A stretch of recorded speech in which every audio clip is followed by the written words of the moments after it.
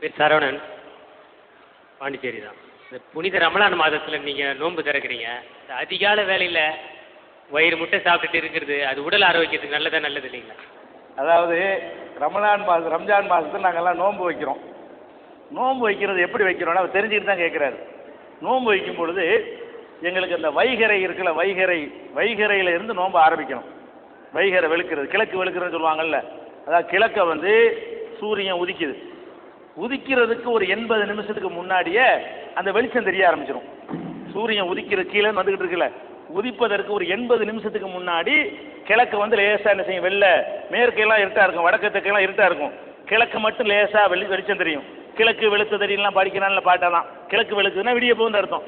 அப்போ கிழக்க வெளிச்சம் வந்ததுல இருந்து நாங்கள் சாப்பிடக்கூடாது. எப்போ கிழக்க வெளிச்சம் வர ஆரம்பிச்சிருச்சோ அப்போ நாங்கள் சாப்பாடை நிப்பாட்டணும். அப்போ இருந்து சூரியன் மறைகிற வரைக்கும் சாப்பிடக்கூடாது.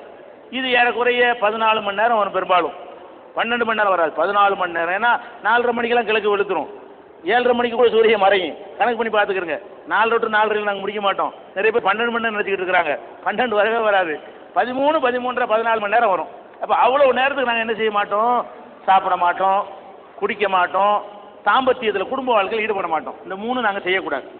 இப்போ அதுக்காக என்ன பண்ணுவாங்கன்னு கேட்டால், கிழக்கு வெளுக்குதுல அந்த நேரத்துக்கு கொஞ்சம் முன்னாடி ஒரு 5:30 மணிக்கு கிழக்கு வெளுக்குன்னு வச்சுக்கிறீங்களேன், அவர் 4:30 மணி 5 மணியே போல இருந்து சாப்பிடுவாங்க.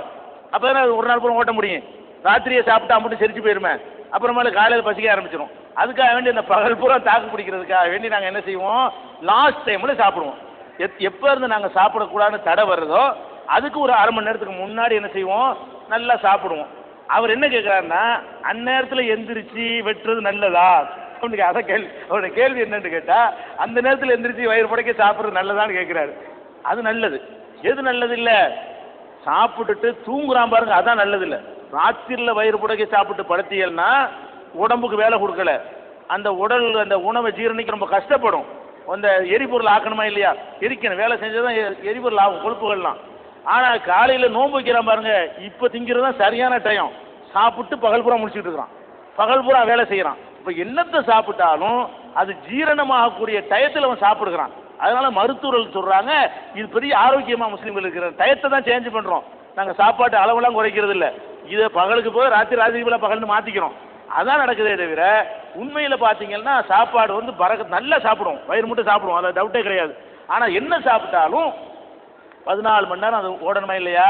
14 மணி நேரம் நாங்கள் வேலையில் இருக்கிறோம். கடைக்கு போகிறோம், வியாபாரத்துக்கு போகிறோம், உழைக்கிறோம். அப்போ எல்லாமே வேலை செஞ்சுக்கிட்டு இருக்கக்கூடிய நேரத்தில் எரிபொருளாக அந்த உணவுகளெல்லாம் என்ன செய்யறது, எரிக்கப்பட்ட காரணத்தினால 3 மணிக்கே எங்களுக்கு பசிக்க ஆரம்பிச்சிருமே. நீங்கள் சரியானு கேட்குறீங்கள, சரியாங்கிறதுக்கு அளவுகளை என்ன, எங்கள் வயிறுக்கு பதில் சொல்லுது, என்ன சொல்லுது, 3 மணிக்கு ஒரு மாதிரியாக பசிக்க டல்லாகிடும், 4 மணிக்கெல்லாம் ரொம்ப பசிக்க ஆரம்பிச்சிடும். ரொம்ப கஷ்டப்பட்டு கட்டுப்படுத்துவோம். அப்போ அதுலேருந்து என்ன விளங்குதுன்னு கரெக்டாக செரிச்சு போச்சு, ஜீரணிக்காட்டி அவனுக்கு பசிக்காத குளிச்சேப்போ வந்துக்கிட்டு இருக்குமே, அதெல்லாம் வருவது கிடையாது. அதனால வந்து 4 மணிக்கு சாப்பிட்றதுனால எந்த விதமான கேடும் கிடையாது. இன்னும் சொல்ல போனால் அதுதான் சரியான முறை. நம்ம சாப்பிட்ற மெத்தேடே தப்பு. நம்ம நாட்டில் உள்ள எல்லாருக்கும் பாருங்க வயிறு தள்ளி போயிருக்கும். மேற்கத்திய நாடுகள்லாம் அப்படி வயிறு தள்ளி இருக்காது, எல்லாம் அப்படி பண்ணுவோம். நம்ம நாட்டில் உள்ள ஆட்களுக்கெல்லாம் என்ன செய்யுது, இந்த வயிறு தள்ளி போகிறதுக்கெல்லாம் காரணம் என்ன தெரியுமா, நம்முடைய இந்த 3 வேளை உணவுடைய டைப்பு தான் காரணம். 3 வேளை உணவு சாப்பிட்றோமா இல்லையா, காலை சாப்பாட்டுக்கும் பகல் சாப்பாட்டுக்கும் 4 மணி நேரம் தான் இடைவெளி. 4 மணி நேரத்து இடைவெளி சாப்பிட்றோம். அப்போ அதுக்கு ராத்திரி சாப்பாட்டுக்கு மத்தியில் ஒரு 4 மணி நேரம் இடைவெளி, அப்போ ஒரு வெட்டிக்கிறோம். ராத்திரியில் தூங்கும்போது அதிகமான டைம் கொடுத்துறோம், 12 மணி நேரம் கொடுத்துட்றோம். அதை விட என்ன செய்யலாம், ஒரு 2 வேளை சாப்பாடு ஆக்கி பாருங்க.